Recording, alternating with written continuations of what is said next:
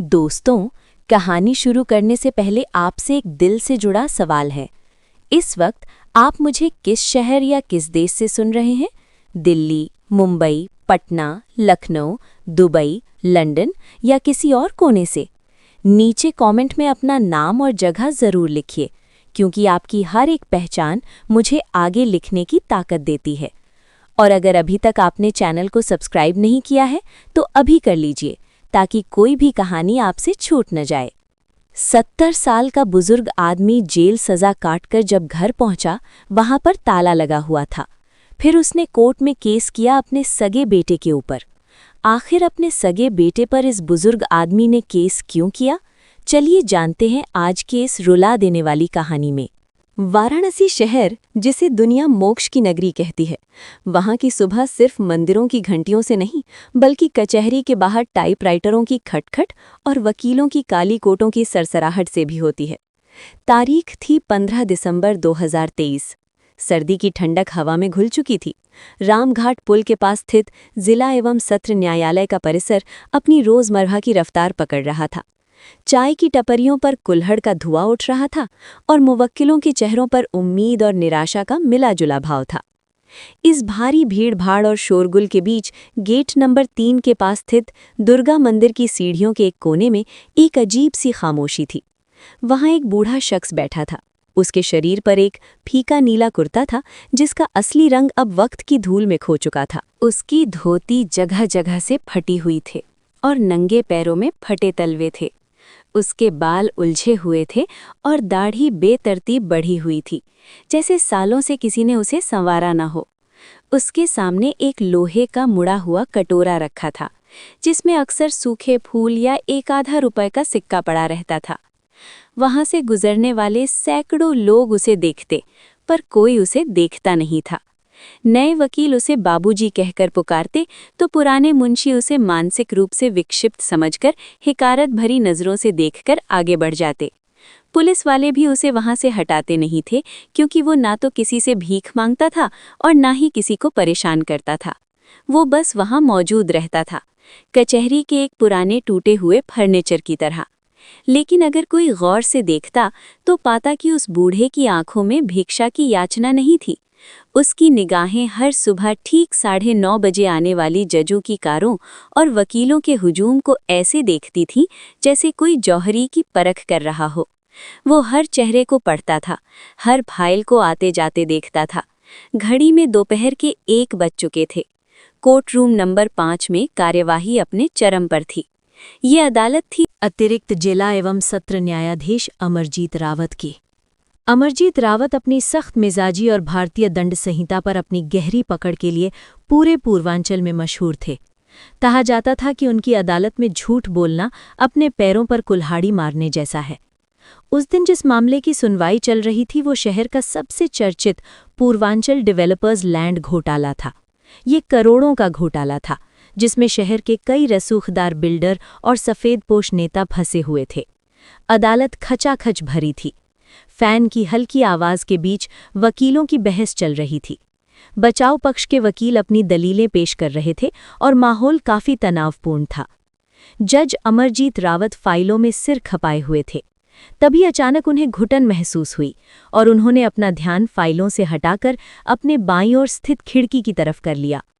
Courtroom number 5 की वो खिड़की सीधे दुर्गा मंदिर के उस कोने पर खुलती थी, जहां वो बूढ़ा भिखारी बैठा रहता था। जज साहब ने देखा कि बाहर कुछ हलचल हो रही थी। 2 आवारा कुत्ते आपस में लड़ रहे थे और उस बूढ़े के पास रखे रोटी के टुकड़े को झपटने की कोशिश कर रहे थे।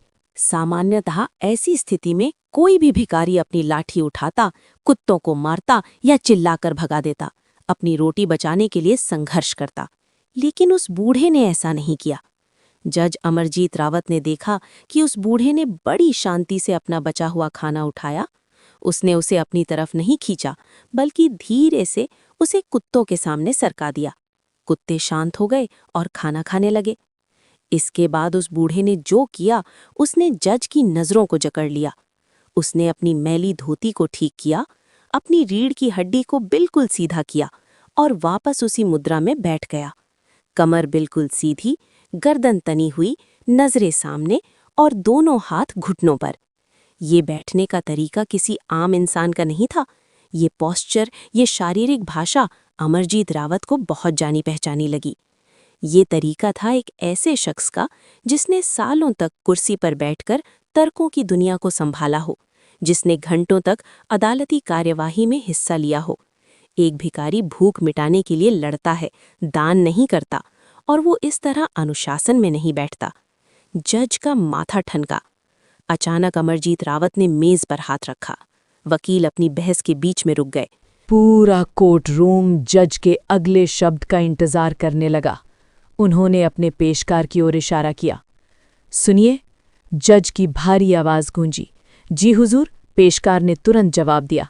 बाहर मंदिर की सीढ़ियों के पास जो बुजुर्ग बैठे हैं, उन्हें सम्मान सहित अंदर बुलाइए। ये सुनते ही पूरे कोर्ट रूम में एक अजीब सी खामोशी छा गई। वहां मौजूद वकील एक दूसरे का मुंह ताकने लगे। सरकारी वकील ने डिफेंस लॉयर की तरफ देखा, जैसे पूछ रहे हों कि क्या उन्होंने सही सुना। मीडिया वाले जो अंदर मौजूद थे, अपने पेन और नोटपैड लेकर सतर्क हो गए। एक भिखारी इस हाई प्रोफाइल केस की सुनवाई के बीच आखिर जज साहब उसे क्यों बुला रहे हैं? 2 कांस्टेबल बाहर गए। उन्होंने बूढ़े के पास जाकर उसे हिलाया। अरे बाबा उठो, साहब ने बुलाया है। बूढ़े ने अपनी धुंधली आंखों से कांस्टेबल को देखा। उसने कोई सवाल नहीं किया। उसने ये नहीं पूछा कि क्यों या किस लिए। उसने बस अपनी लाठी उठाई और कांपते पैरों से खड़ा हुआ। उसके चलने में एक अजीब सा लय था, धीमा लेकिन सधा हुआ। 4 कदम चलने में उसे काफी वक्त लगा, लेकिन उसका सिर नहीं झुका। जब वो कोर्ट रूम में दाखिल हुआ तो वहां की फिनाइल की गंध और पुराने कागजों की महक ने उसका स्वागत किया। फटे कपड़े, नंगे पैर और धूल से सना चेहरा, लेकिन जैसे ही उसने कटघरे और जज की ऊंची कुर्सी को देखा, उसकी आंखों की चमक बदल गई।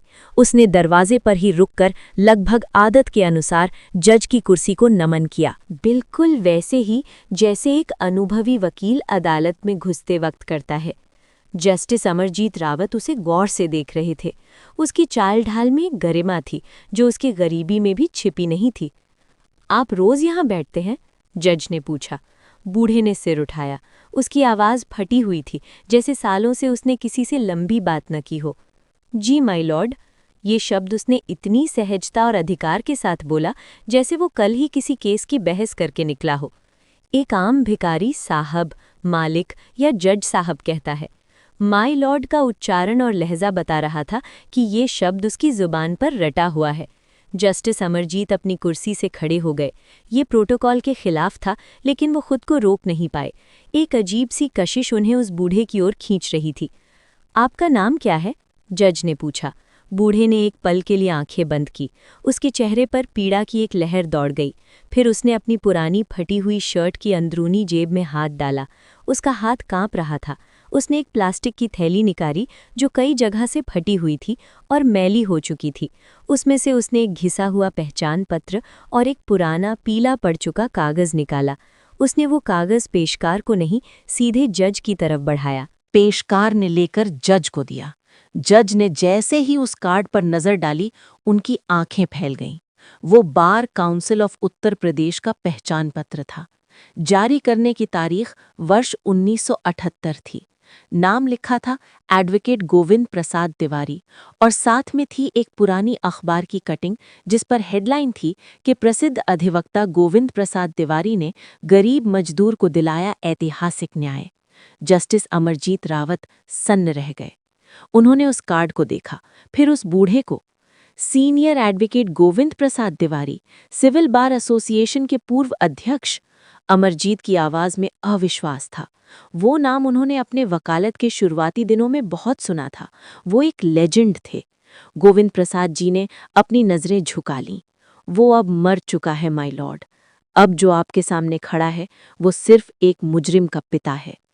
कोर्ट रूम में मौजूद वरिष्ठ वकील, जो अब तक खामोश थे, अपनी सीटों से खड़े हो गए। उनमें से एक बुजुर्ग वकील पंडित हरिकृष्ण शर्मा आगे आए और अपना चश्मा ठीक करते हुए बोले, गोविंद भाई, क्या ये तुम हो? हमें तो लगा था कि तुम। गोविंद प्रसाद जी की आंखों से आंसू बह निकले। उन्होंने जज की तरफ देखा और कहा, माय लॉर्ड, क्या मुझे 2 मिनट बैठने की इजाज़त मिलेगी? मेरे पैर अब दलीलों का बोझ नहीं उठा पाते। जज ने तुरंत कुर्सी मंगवाई। प्लीज़ आप बैठिए। पानी मंगवाया गया। कोर्ट का सन्नाटा अब सहानुभूति में बदल चुका था। उसके बाद जो कहानी सामने आई उसने वहां मौजूद हर पत्थर दिल इंसान को पिघला दिया। गोविंद प्रसाद तिवारी ने अपनी कांपती आवाज में बोलना शुरू किया। साल 2008 तक मैं इसी पेचेहरे का हिस्सा था। मेरा एक बेटा था, अजय। मैंने उसे अपनी जिंदगी की सारी कमाई लगाकर पढ़ाया, उसे MBA करवाया। वो रियल एस्टेट के बिजनेस में उतरा था। मेरे नाम और मेरी इज्जत के दम पर उसने काशी होम्स हाउसिंग प्रोजेक्ट शुरू किया। वो जल्दी अमीर बनना चाहता था। उसने प्रोजेक्ट के नाम पर सैकड़ों लोगों से एडवांस पैसे लिए, लेकिन जिस जमीन पर वो प्रोजेक्ट बना रहा था वो विवादित थी।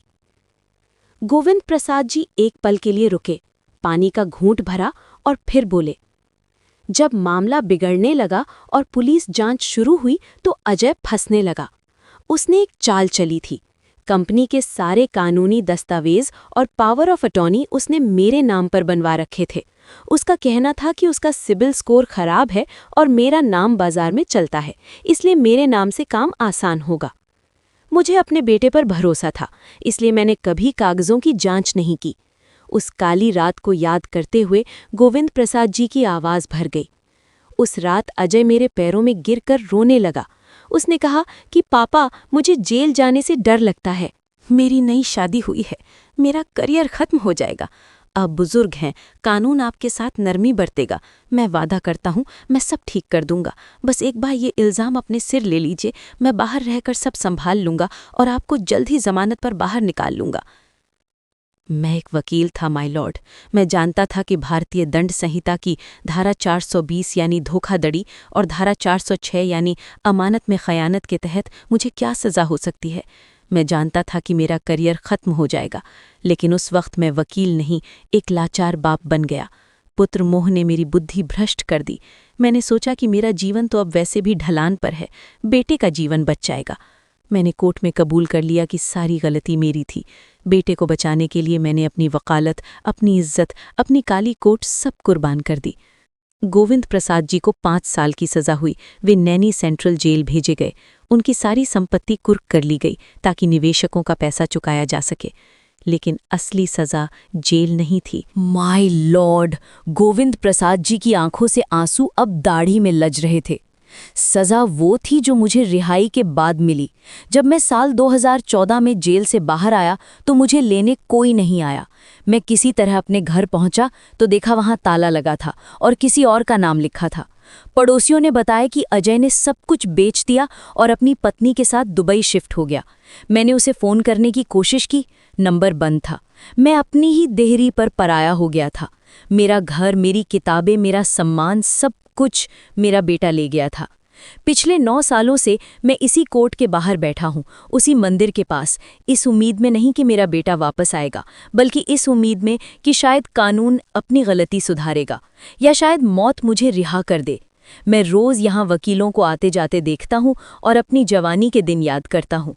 पूरा कोर्ट रूम निश्शब्द था, पिन ड्रॉप साइलेंस। कई लोगों की आंखों में आंसू थे। जज साहब की आंखें भी नम थीं। उन्होंने अपनी डायरी बंद की और एक गहरी सांस ली।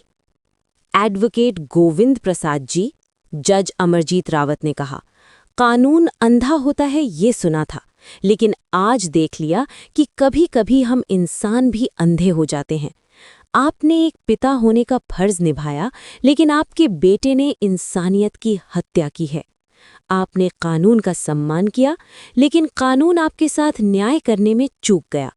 जस्टिस अमरजीत ने तुरंत प्रभाव से दंड प्रक्रिया संहिता की धारा 319 के तहत अतिरिक्त अभियुक्त को सम्मन करने की शक्ति और अपनी स्वतः संज्ञान शक्तियों का प्रयोग करते हुए उस पुराने केस को फिर से खोलने का आदेश दिया। मैं अमरजीत रावत, जिला सत्र न्यायाधीश, आज ये आदेश देता हूं कि इस मामले की फिर से निष्पक्ष जांच हो।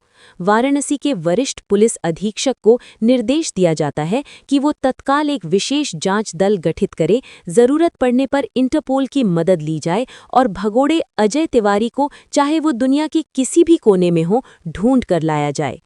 इसके साथ ही जज साहब ने बार एसोसिएशन के अध्यक्ष से अनुरोध किया, गोविंद प्रसाद जी अब भिखारी नहीं हैं, ये हमारे वरिष्ठ सहयोगी हैं। इनका पुनर्वास बार एसोसिएशन की नैतिक जिम्मेदारी है। जब तक इनका घर वापस नहीं मिलता और इन्हें इनका हक नहीं मिलता, ये बार के गेस्ट हाउस में रहेंगे। इनका सारा खर्च बार एसोसिएशन उठाएगा। वहां मौजूद हर वकील ने मेज थपथपाकर इस फैसले का स्वागत किया। जो वकील उन्हें कल तक पागल समझते थे, वो अब अपनी कुर्सियों से उठकर उनके पास आ रहे थे, उनके पैर छू रहे थे। गोविंद प्रसाद जी ने हाथ जोड़कर सबका अभिवादन स्वीकार किया। ये खबर जंगल की आग की तरह फैली। अगले दिन के अखबारों में ये कहानी प्रमुखता से छपी। हेडलाइन थी, बाप बना ढाल, बेटा निकला कपूत, जज ने किया न्याय का प्रायश्चित।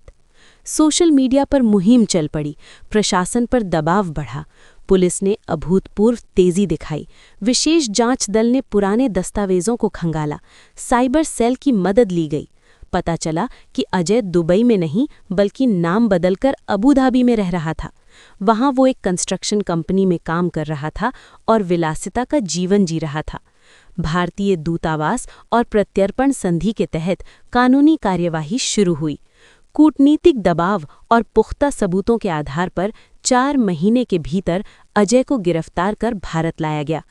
तारीख थी 18 अप्रैल 2024। वही कोर्टरूम नंबर 5, वही जज अमरजीत रावत, लेकिन इस बार नज़ारा पूरी तरह बदल चुका था। गोविंद प्रसाद जी अब फटे कपड़ों में नहीं थे। उन्होंने एक साफ सुथरा काला कोट और सफ़ेद बैंड पहन रखा था। बार एसोसिएशन ने सम्मानपूर्वक उनका लाइसेंस रिन्यू करवा दिया था। उनके चेहरे पर अब लाचारी नहीं बल्कि एक गंभीर शांति थी। कटघरे में उनका बेटा अजय खड़ा था। वो रईस ज्यादा नहीं लग रहा था। हथकड़ियों में जकड़ा हुआ, सिर झुकाए वो अपने पिता से नजरें नहीं मिला पा रहा था। जज ने अजय से पूछा, तुम्हें अपने बचाव में कुछ कहना है? अजय चुप रहा। उसके पास कहने को कुछ नहीं था। सारे सबूत उसके खिलाफ थे। पुरानी फाइलों में दबे उसके असली हस्ताक्षर, बैंक ट्रांजैक्शन और पिता के नाम पर की गई धोखाधड़ी के सबूत अब सामने आ चुके थे। सरकारी वकील ने साबित कर दिया कि असली मास्टरमाइंड अजय ही था और उसने अपने पिता के विश्वास का आपराधिक हनन किया था। जज अमरजीत रावत ने अपना फैसला सुनाना शुरू किया। अदालत में सन्नाटा था। अभियुक्त अजय तिवारी को भारतीय दंड संहिता की धारा 420 यानी धोखाधड़ी, धारा 467 यानी बहुमूल्य सुरक्षा की जालसाजी और माता-पिता और वरिष्ठ नागरिकों का भरण पोषण और कल्याण अधिनियम के तहत दोषी पाया जाता है। चूंकि इसने न केवल जनता के साथ धोखा किया बल्कि न्यायिक प्रक्रिया का मजाक उड़ाया और अपने पिता के जीवन को नर्क बना दिया, ये अदालत इसे 10 वर्ष के कठोर कारावास की सजा सुनाती है। साथ ही पिता की बेची गई पैतृक संपत्ति को अवैध घोषित कर उसे पुनः गोविंद प्रसाद तिवारी के नाम हस्तांतरित करने का आदेश देती है। इसके अलावा अजय की जब्त की गई संपत्ति से पिता को मानसिक प्रताड़ना के लिए 50 लाख रुपए का मुआवजा देने का आदेश दिया जाता है। फैसले के बाद जब पुलिस अजय को ले जा रही थी, वो एक पल के लिए रुका। उसने अपने पिता की तरफ देखा। शायद उसे उम्मीद थी कि उसका पिता, जिसने एक बार उसके लिए जेल काटी थी, आज फिर पिघल जाएगा। शायद वो माफी की भीख मांगना चाहता था। गोविंद प्रसाद जी ने उसकी आंखों में देखा। वहां कोई गुस्सा नहीं था, बस एक गहरा खालीपन था। उन्होंने धीमे से मगर स्पष्ट शब्दों में कहा, मैंने एक मुवक्किल को माफ किया था बेटे, लेकिन एक बेटे को माफ नहीं कर सकता जिसने पिता की आत्मा को मार दिया हो। आज मैं आज़ाद हुआ हूं और तुम अपनी करनी के कैदी बने हो। अजय को ले जाया गया। कोर्ट रूम तालियों की गड़गड़ाहट से गूंज उठा। शाम ढल रही थी। गोविंद प्रसाद जी कोर्ट से बाहर निकले। वो सीधे उसी दुर्गा मंदिर के पास गए। वहां जाकर उन्होंने माथा टेका। आज उनका कटोरा वहां नहीं था। आज वहां वकीलों और कानून के छात्रों की भीड़ थी जो उनसे आशीर्वाद लेने आई थी। वो जगह जहां वो एक भिखारी बनकर बैठे थे, अब एक तीर्थ जैसी बन गई थी। जस्टिस अमरजीत रावत कोर्ट से निकलकर अपनी कार की तरफ जा रहे थे। उन्होंने देखा कि गोविंद प्रसाद जी मंदिर की सीढ़ियों पर खड़े होकर आसमान की तरफ देख रहे हैं। जज साहब उनके पास गए। गोविंद प्रसाद जी ने उन्हें देखा और हाथ जोड़ लिए। माय लॉर्ड, आपने मुझे मेरी जिंदगी वापस दी है। जज अमरजीत मुस्कुराए और गोविंद प्रसाद जी का हाथ थाम लिया। नहीं सर, आपने हमें सिखाया है कि न्याय केवल कुर्सी पर बैठकर नहीं, कभी-कभी कचहरी की सीढ़ियों पर बैठकर भी तपस्या की तरह किया जाता है। आज कोर्ट रूम नंबर 5 का कद आपकी वजह से ऊंचा हुआ है।